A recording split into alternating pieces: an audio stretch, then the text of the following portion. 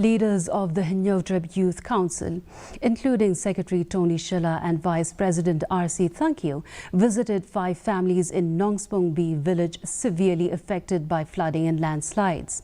Accompanied by representatives from the MPSO Hetman Philemon Tongper, reported that the affected families are demanding accountability from the property owner, a non-resident involved in hill excavation, for the damages incurred. In a media statement, Shilla emphasized that the families are relying on farming and urged the landowner to cover their living expenses, while noting the landowner's willingness to help rebuild roofs to prevent further erosion into homes.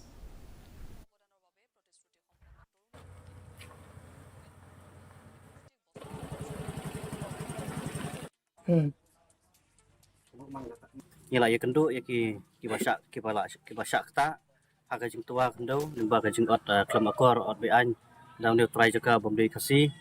ila yo ban ya keren bat kini ki try ki basak ta umong mene ki lapan pau ngi ya ki jing ma ki ya ku ki don ka to ni ki longyeng de ki samtli ki longyeng ki basak ta lai ki longyeng ki bala kham sak ta ba ki don ka to kan ki longyeng ki ba ki hapan sa no sa we jaka namar play bom long su sa ta ka jaka de hadi bagi layo bagi keren kumta ngila yo ro banyak kenduk markmat bagi try jo kaneka bodan ya kaneka jaka kaneka kendau kaneka snong de ngila yo bagi keren hadi bagi layo bagi keren de ngila yo bagi penbej bat nakal yang jong u lakular ya ki bru snong ba unsa yarap